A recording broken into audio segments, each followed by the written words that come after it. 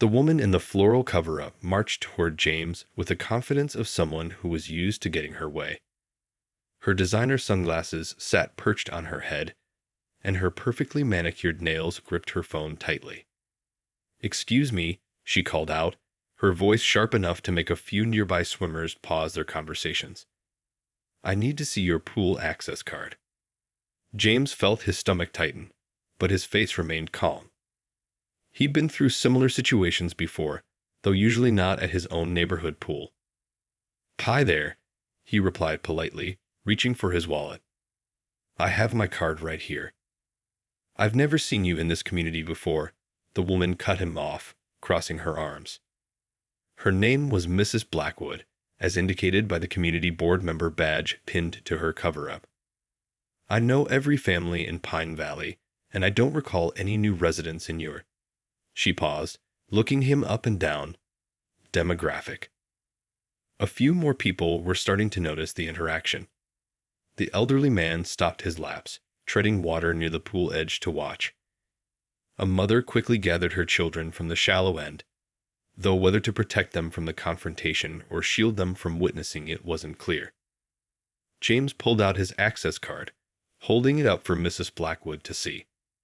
"My family moved in 3 weeks ago, on Maple Drive," he explained calmly, though his heart was racing. "We're in the blue house with the white trim." Mrs. Blackwood barely glanced at the card.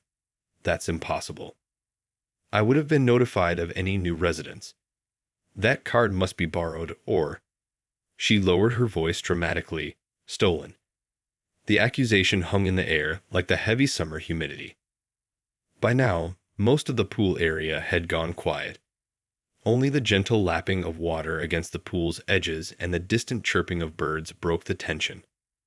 A teenage girl sitting nearby had pulled out her phone and was quietly recording the scene, her face a mixture of concern and disbelief. "Ma'am," James started again, his voice steady despite the growing knot in his chest. "I live here with my family. We moved in after my mom's new job." "I don't want to hear excuses." Mrs. Blackwood interrupted again, pulling out her phone. "If you don't leave immediately, I'll have no choice but to call security. This is a private community pool, and we have strict rules about non-residents using our facilities." 2 other residents, a middle-aged couple who had seen James and his family at the recent community barbecue, looked at each other uncomfortably. The husband started to stand up, perhaps to intervene, but his wife gently pulled him back, whispering something in his ear. James felt a mix of emotions washing over him: frustration, embarrassment, and a deep, burning sense of injustice. His tennis achievements, his perfect grades, his family's new home, none of that mattered in this moment. To Mrs. Blackwood, he was just an intruder who didn't belong. Taking another deep breath, James remembered his mother's words about handling difficult situations with grace. He reached for his phone, knowing exactly what he needed to do. But before he could make his call, Mrs. Blackwood was already dialing security, her voice rising with exaggerated concern. "Yes, hello. This is Mrs. Blackwood from the community board. We have an unauthorized individual at the pool who's refusing to leave. Yes, he's right here, and he's being very—" She glanced at James with obvious disdain, uncooperative. Little did Mrs. Blackwood know that her next few minutes would completely change her understanding of assumptions, privilege, and the consequences of rushing to judgment.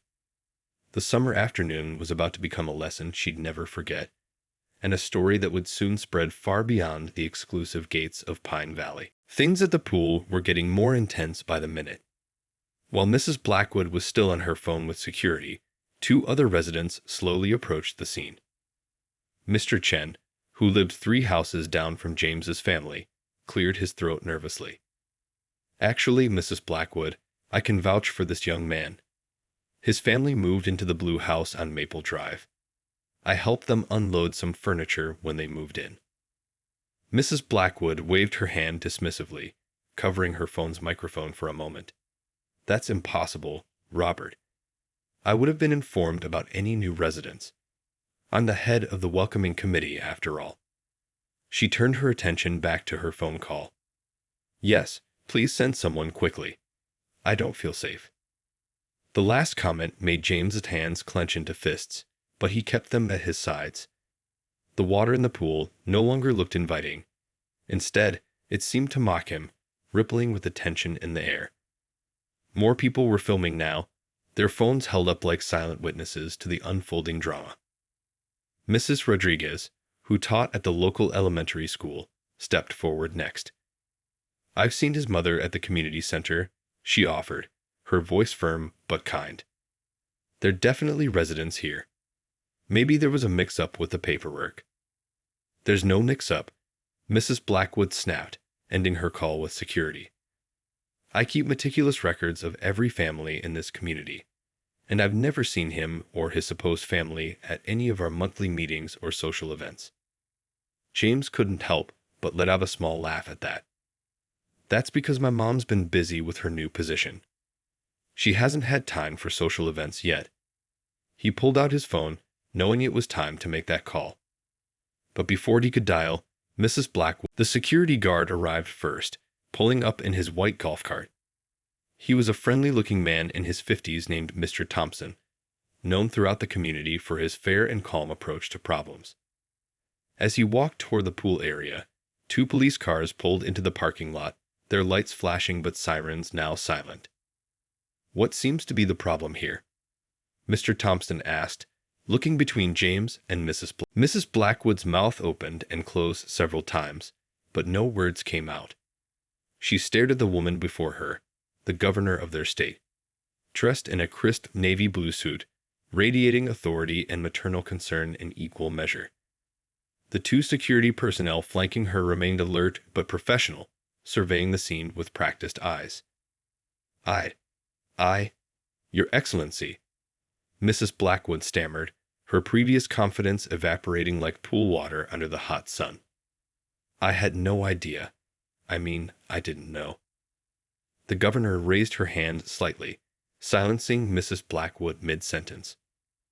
I left an emergency budget meeting to come here, she said, her voice calm but firm.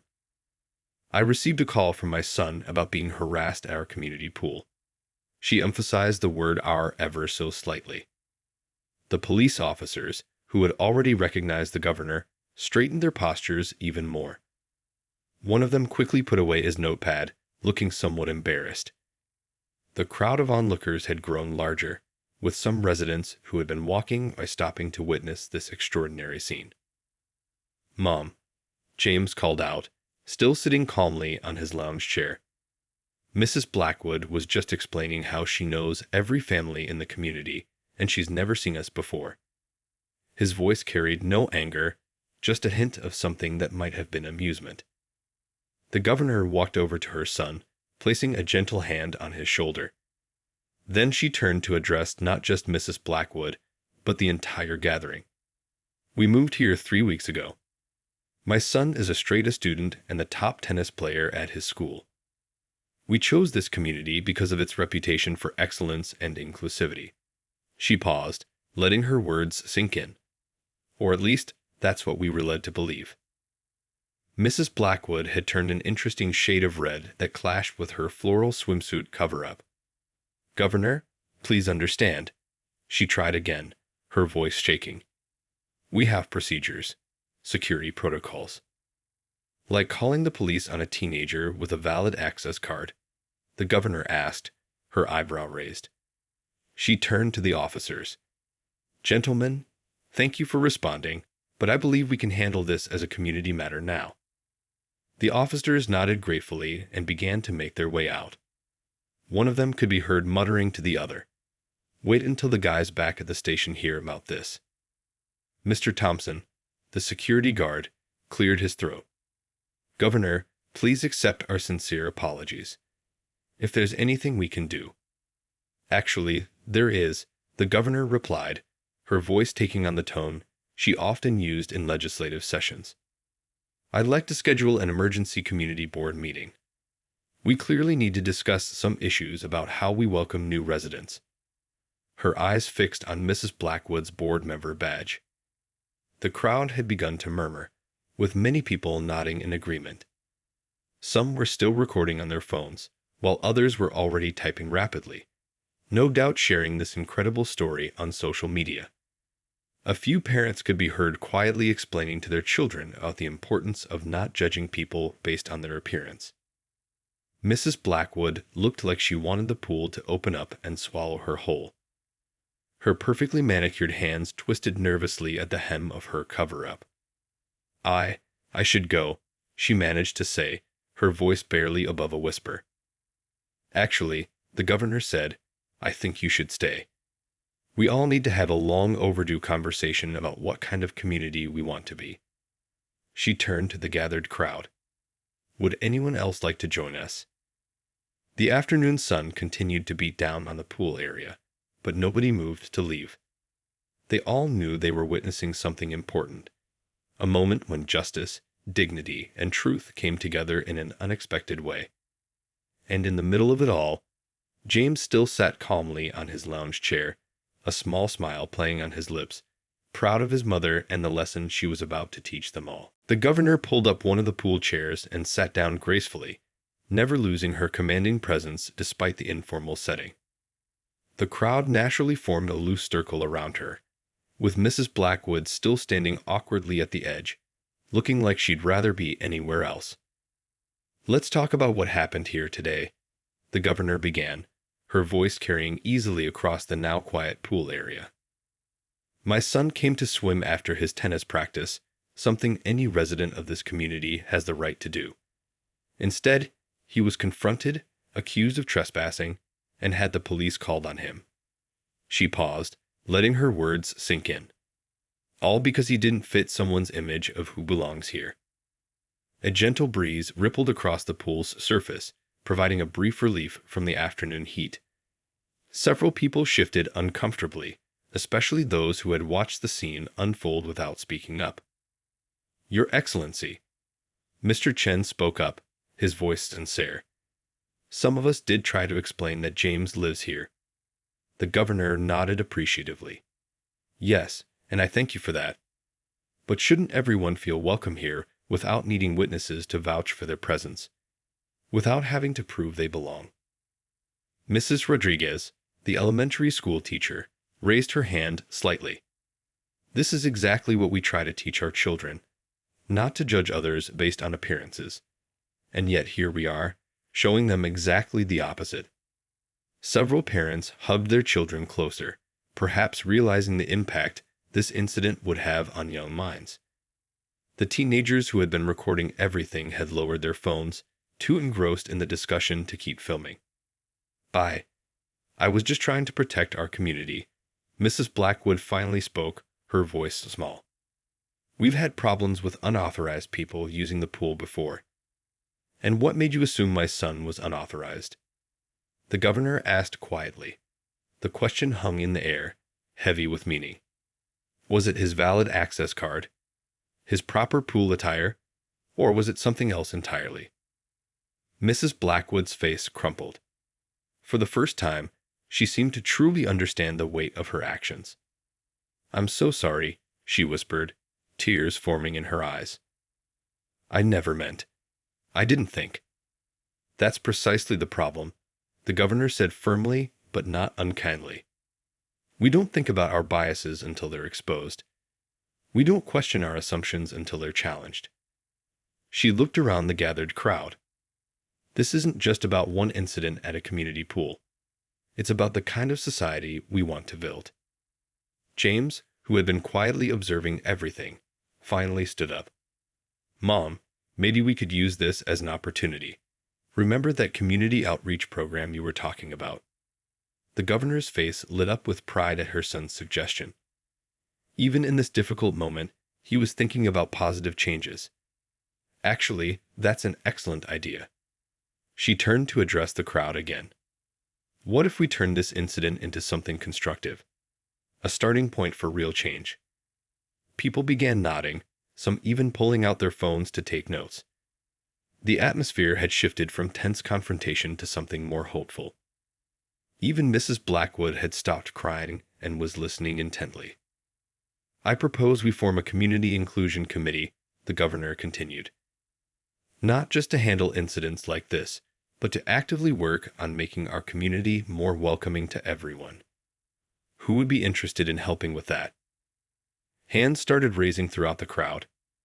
Mrs. Rodriguez was first, followed by Mr. Chen, then others.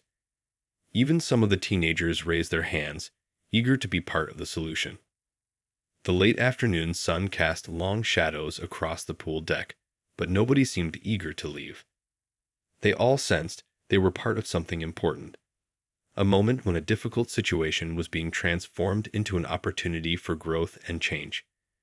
And in the middle of it all, a mother and son shared a knowing look, understanding that sometimes the most powerful lessons come from the most unexpected places. News of what happened at the Pine Valley Community Pool spread like wildfire. By sunset, local news vans had gathered outside the community gates, and social media was buzzing with videos of the incident.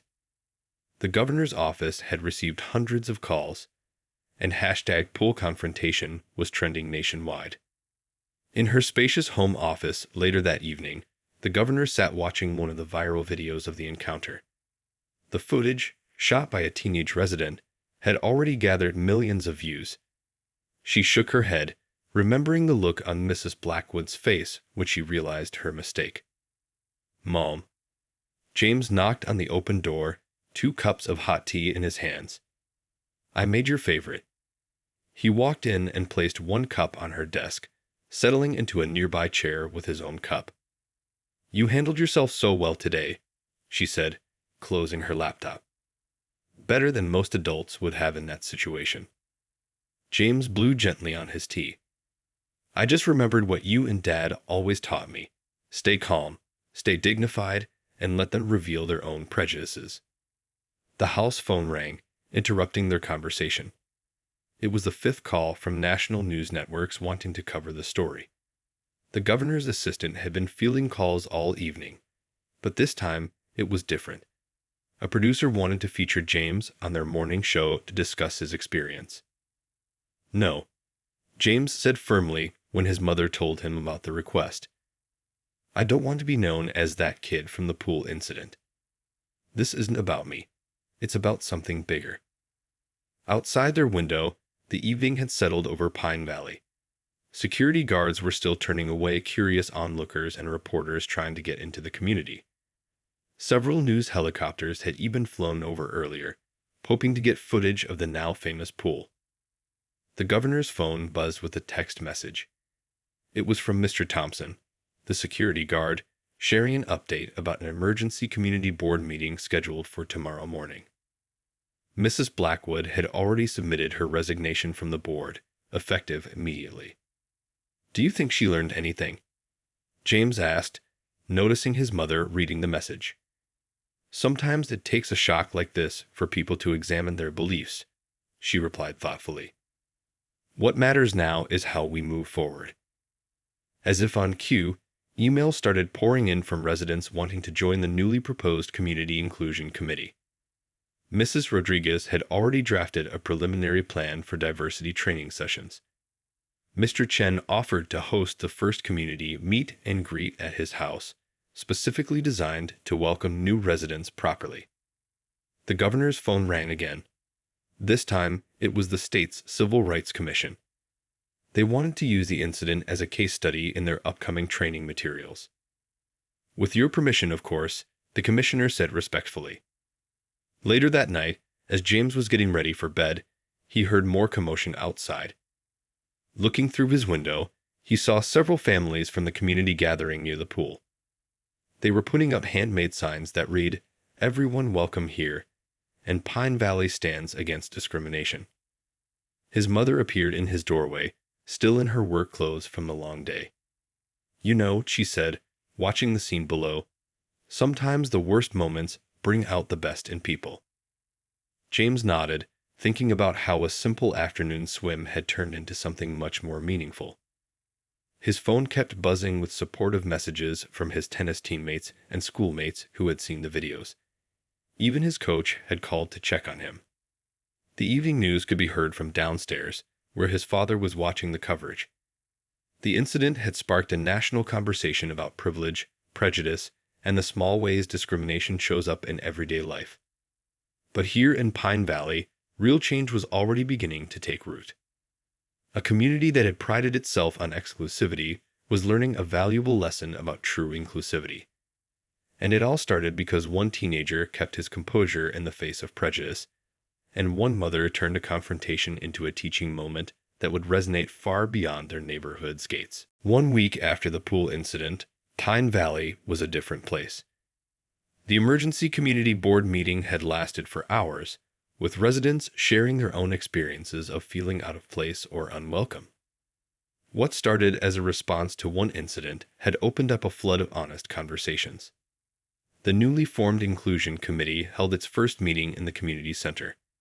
The room was packed, with extra chairs brought in to accommodate everyone who wanted to participate. James sat near the back, watching his neighbors who had never spoken to each other before work together, planning events and programs to make real changes. "We're thinking about a monthly cultural celebration," Mrs. Rodriguez explained, standing at the whiteboard. "Each month, we can highlight different traditions and backgrounds of our residents. It's not just about food and festivals, it's about really getting to know each other." Mr. Chen raised his hand. "I've been talking with some other residents.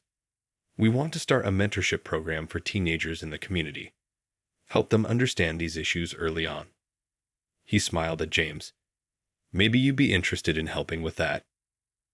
The community newsletter, usually filled with pool rules and lawn maintenance guidelines, now featured a powerful letter from Mrs. Blackwood. She wrote honestly about her actions and what she had learned. "I let fear and prejudice guide my actions," she wrote. "In doing so, I not only hurt a young man who had done nothing wrong, but I also hurt our entire community. I'm sharing my story because we need to acknowledge our biases to overcome them." At the pool, things had changed too. The old sign listing rules and regulations had been replaced with a new one that read, "Welcome to our community pool. All residents belong here." Mr. Thompson, the security guard, had started greeting everyone by name, making a special effort to learn about new residents. One afternoon, James was practicing his serves at the tennis court when a group of younger kids approached him. They were carrying a handmade card signed by dozens of community children. "You're our hero," one little girl said shyly. "My mom says you showed us how to be brave and stand up for what's right." The governor had turned down most media requests, but she did agree to one in-depth interview about the broader issues of discrimination in seemingly progressive communities. She didn't focus on the incident itself, but instead talked about the positive changes that followed. "Sometimes it takes an uncomfortable moment to spark necessary change," she said. "What matters is how we respond to that moment." Local businesses had taken notice too. The incident inspired the nearby shopping center to review its security policies. The gym updated its membership procedures to prevent similar profiling incidents. Even the local country club, known for its exclusive membership, announced new diversity initiatives. Back at home, James found an unexpected letter in the mail. It was from a teenager in another state who had seen the viral video. "Your story made me realize I'm not alone," the letter read. "I faced similar situations, but I never knew how to handle them. Thank you for showing us that we can stand up for ourselves with dignity." The most surprising change came from some of the community's longest-standing residents. People who had initially defended the old ways of doing things started attending diversity workshops. They asked questions, listened to different perspectives, and slowly began to understand why seemingly innocent actions could cause real harm. 1 month after the incident, Pine Valley hosted its first community-wide barbecue specifically designed to welcome new residents. The event was held by the pool, a deliberate choice that wasn't lost on anyone. Families from all backgrounds mingled, shared food, and got to know their neighbors. Children played together in the pool while adults exchanged phone numbers and made plans for coffee dates. As the sun set on the gathering, James watched from his favorite lounge chair, the same one where the incident had started. A community that once prided itself on exclusivity had transformed into one that celebrated inclusivity. And it all began because one teenager refused to let prejudice go unchallenged, and one mother turned a moment of discrimination into an opportunity for change. 6 months after the pool incident, Pine Valley had become a model for other communities across the state. What started as a confrontation on a hot summer day had sparked a movement that reached far beyond the community's gates. The governor sat in her office, reviewing a thick folder of letters from people around the country. Each shared similar stories of discrimination, but more importantly, they told of how Pine Valley's response had inspired their own communities to change. "Mom, look at this," James said, walking into her office with his laptop. He pulled up a news article showing dozens of other residential communities that had adopted Pine Valley's inclusion programs. The headline read, "Local pool incident creates ripple effect of change across nation." The old welcome packet for new residents, once just a collection of rules and regulations, had been completely redesigned. Now it included personal letters from community members, information about cultural events, and most importantly, a clear statement about Pine Valley's commitment to being an inclusive community. Mrs. Blackwood, who had initially resigned in shame, had gone through a remarkable transformation. After months of reflection and learning, she now traveled to other communities to share her story. "I was that person who thought they couldn't be prejudiced," she would tell audiences.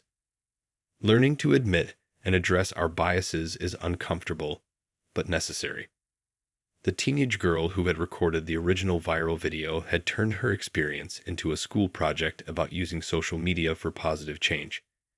Her presentation had won first place at the State Social Studies Fair and inspired other students to document and share stories of everyday discrimination and how to combat it. One sunny weekend, exactly 6 months after the incident, the community gathered for a special celebration. The pool area had been decorated with banners and balloons. News crews were there again, but this time they were covering a different kind of story. Today, the governor announced to the gathered crowd, "We're not just celebrating 6 months of change in Pine Valley. We're celebrating the launch of the Community Connection Initiative, a statewide program that will help other neighborhoods learn from our experience." James stood next to his mother at the podium, no longer just the teenager from the viral video, but a young leader who helped shape his community's response to discrimination. "What happened that day could have divided us," he said to the crowd. "Instead, it brought us together and taught us all valuable lessons." Mr. Thompson, still working as the community's security guard, had developed a training program for other security personnel about avoiding bias in their work. "It's not just about following rules," he would explain. "It's about treating everyone with respect and dignity." The community pool, once the site of confrontation, had become a symbol of inclusion. Swimming lessons were now offered free to all resident children. The weekly pool parties celebrated different cultural traditions, and the new pool committee made sure everyone felt welcome. Mrs. Rodriguez's elementary school students had created a beautiful mural near the pool entrance. It showed people of all backgrounds swimming, playing, and enjoying time together. Below it, they had written in childish handwriting, "In our pool, everyone belongs." As the celebration continued, James took a moment to reflect. He remembered that hot summer day when he just wanted to go for a swim. He thought about how one person's prejudice could have created more division and anger. Instead, because of how his mother handled it and how the community responded, it had become a catalyst for real change. The sun was setting on Pine Valley, casting a warm glow over the pool area. Children splashed in the water, parents chatted on lounge chairs, and teenagers took selfies by the new mural. Looking around, you wouldn't think this was once the site of a viral video about discrimination. Now it was simply a place where everyone felt at home. And that, perhaps, was the biggest change of all.